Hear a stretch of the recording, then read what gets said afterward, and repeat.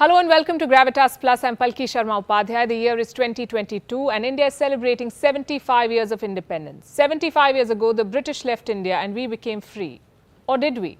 Would you say we are still colonized in our minds? Would you say our decision making is 100% free of biases and inferiority complex even? Would you say our choices are still very British or Western?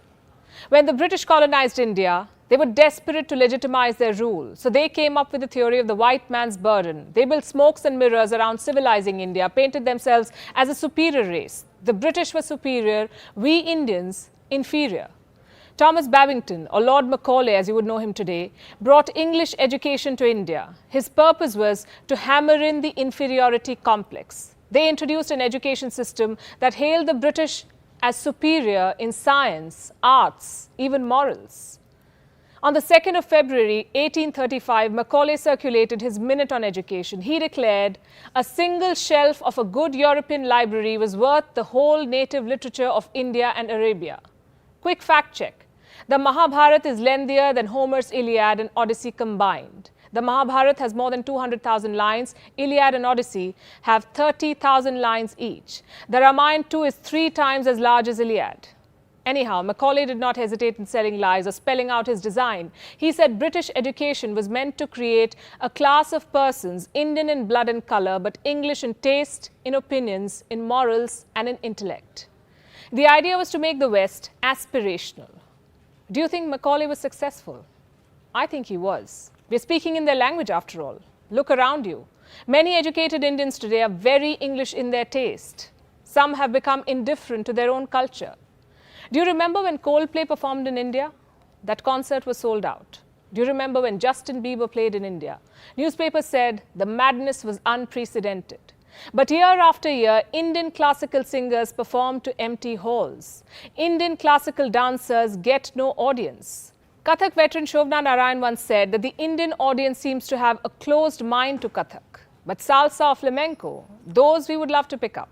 Because these dances are seen as aspirational. And nothing wrong in learning another dance form, it only enriches you, but not at the cost of denigrating your own. Do you know Kathak was first recorded in the 4th century BC? I don't know any Western dance form that goes back so far or has evolved as much. You know what else is aspirational? The Louvre in Paris. One photo of it on our Instagram and we have arrived. But India's National Gallery of Modern Art, which has one of the richest collections of contemporary arts, gets just 30,000 visitors a year. The Louvre in Paris gets 2.5 million visitors every year. The Tate in London has an annual footfall of 4 million. What explains this gap? Is it India's disinterest in everything Indian or the obsession with everything Western? Do we still blame Macaulay for this? Or our failure to invest in our culture? The reasons are multiple and the result is clear. Today an Indian dreams of becoming Western, aping the West or living the Western lifestyle. For an Indian, the West has become synonymous with advancement and modern living. But these are two different things, Western and modern.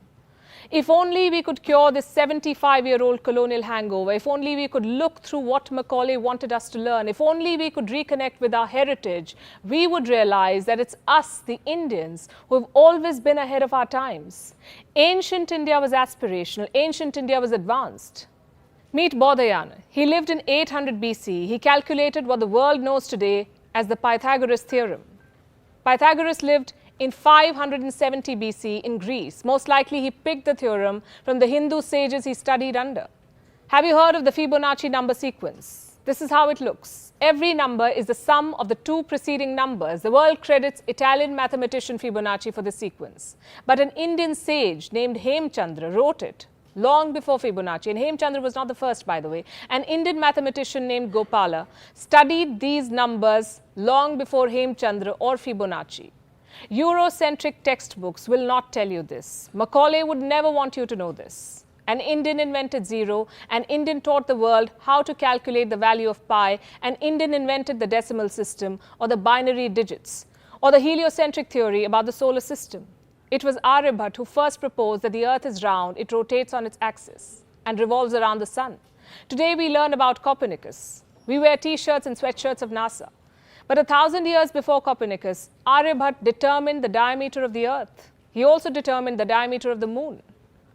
The culture of science in India dates back 5,000 years. Did you know the modern English brick bonding was inspired by Indus cities? Today we look westward at the very mention of plastic surgery, but it was India that taught plastic surgery to the world. Meet Sushrut. He was an ancient Indian physician. He lived around 800 BC in the kingdom of Kashi. Sushrut Samhita is the earliest known document to give a detailed account of rhinoplasty. It also describes more than 300 different operations, some 121 surgical instruments. A lot of them are very similar to modern-day surgical tools. Sushrut would use herbs before an operation to prevent sepsis. He would also carry out cataract removal. This was in 800 BCE. Today we have lost out on this rich legacy because of our indifference to Indian heritage. And the West has time and again played it to its advantage.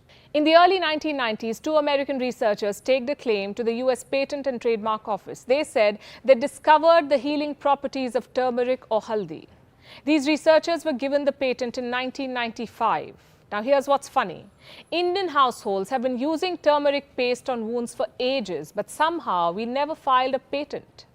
Around the same time, a US company applied for another patent. This was about using neem as a pesticide, again something Indian farmers have known for ages. This patent too was granted. Do you think there is a lesson in all of these stories? I would say there is.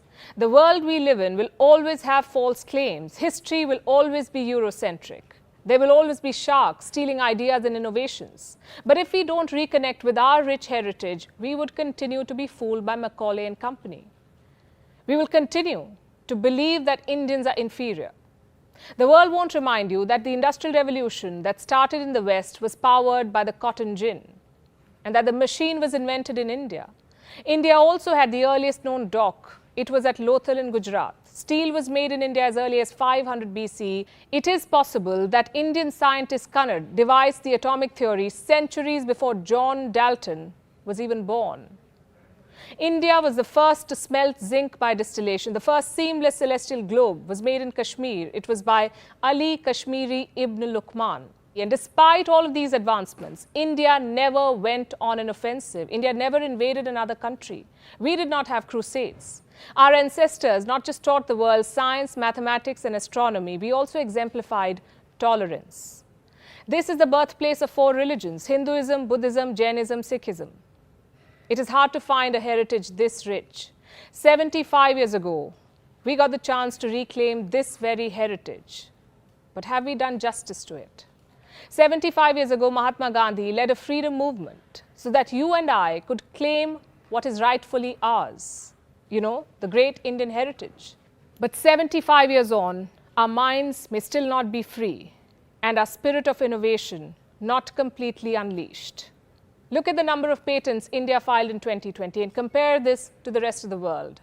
This is just one parameter, but it tells you the story. Freedom is supposed to nourish critical thinking. Freedom is about being proud of your culture, your color, your customs. So let's stop looking westwards.